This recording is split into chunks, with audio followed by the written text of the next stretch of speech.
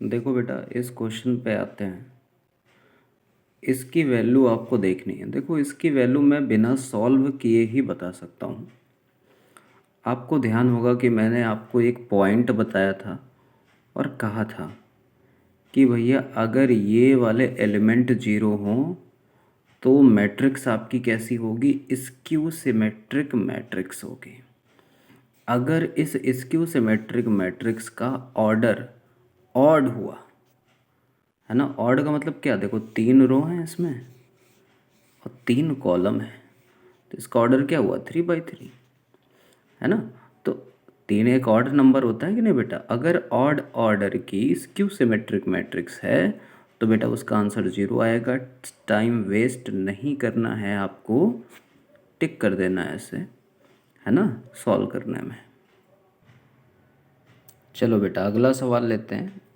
इस डिटर्मिनेंट की वैल्यू निकालनी है आपको। ये देखो, पहला कॉलम देख रहे हो और तीसरा कॉलम देख रहे हो। मैं क्या कर रहा हूँ कि बेटा मैं ऑपरेशन लगा दे रहा हूँ। C3 is replaced by C3 plus C1।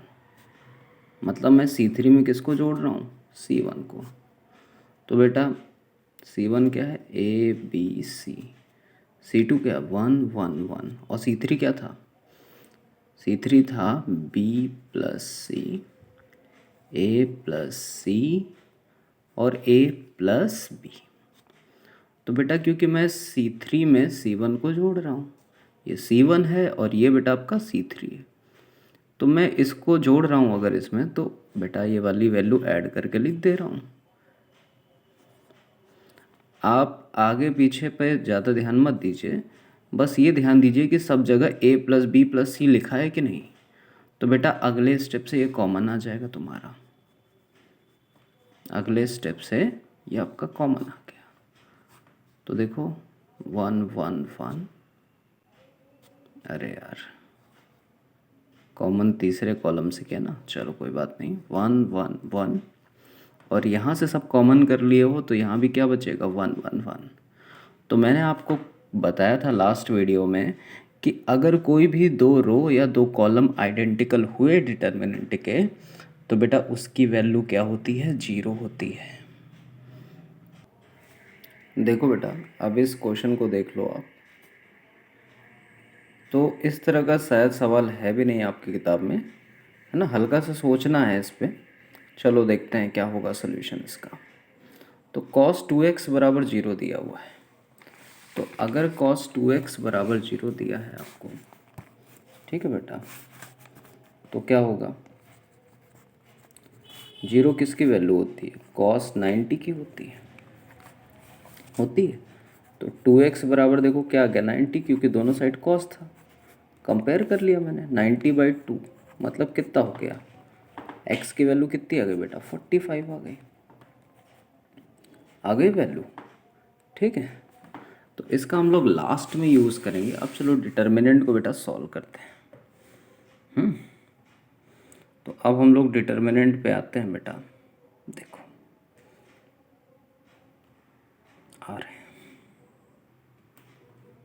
आप देखिए बेटा, ये तो 0 है, एक्सपेंड कर रहा हूँ मैं, ये तो 0 है तो इसको तो हटा ही दो। ये देखो, इसका साइन प्लस लेते हैं, इसका साइन माइनस में लेते हैं और इसका साइन प्लस में लेते हैं। तो मैं लिखने जा रहा हूँ माइनस का cos x। देखो भाई, मैं लिख रहा हूँ माइनस का cos x, ठीक है बेटा। उसके बाद क्या करते हैं? उसके बाद बेटा ये जिस रो में होता है, ये जिस रो में होता है, जिस कॉलम में होता है उसको हटा देते हैं। जिस रो में होता है, जिस कॉलम में होता है उसको हटा देते हैं। इसका इससे मल्टीप्लाई, क्या जाएगा? cos स्क्वायर x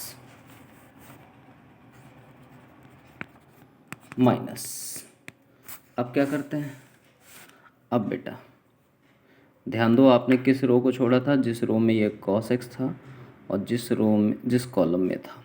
तो इसका इससे मल्टीप्लाई किया था और इसका इससे मल्टीप्लाई करोगे तो 0 हो जाना है, उसको छोड़ दो। अब बेटा अब क्या करोगे? ये नोट करोगे साइन एक्स का है का प्लस का। देखो साइन एक्स मैंने नोट कर दिया।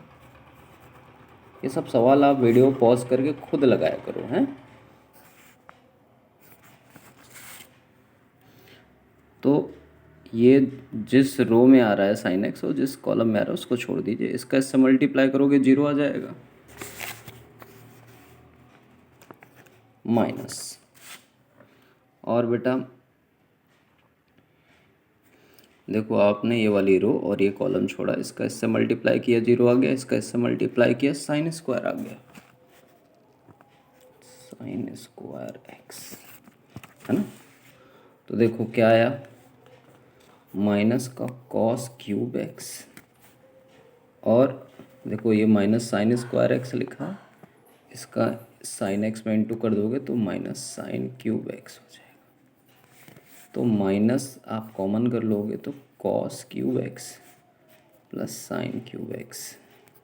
आपको शायद याद होगा कि मैंने x की वैल्यू देखो 45 निकाली हुई है, तो x की वैल्यू 45 निकाली है, cos cube 45 plus sine cube 45 degree. तो कॉस 45 की वैल्यू कितनी होती है बेटा, कॉस 45 होता है 1/√2, उसका स्क्वायर 1/2, और क्यूब करोगे तो 2√2 आएगा, ऐसे इधर भी आएगा, ठीक है।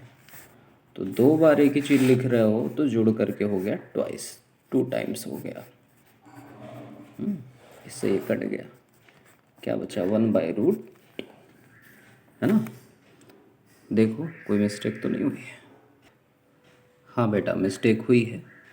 अगर आप सवाल पे थोड़ा ध्यान दो तो यहाँ डिटर्मिनेंट के ऊपर देखो क्या लगा है, स्क्वायर लगा हुआ है। तो जो भी हमारे पास आंसर आया होगा, ये माइनस तो बाहर था, जो भी हमारे पास आंसर आया होगा हम उस पर स्क्वायर लगा के चलेंगे, ठीक है बेटा।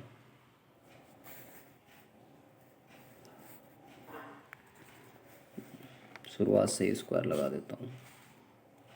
जो भी हमारे पास आंसर आ रहा है ये मान के चलो कि हमें उसका स्क्वायर करना है, ठीक है। ये छूट गया मेरे से, मुझे उसका स्क्वायर करना है।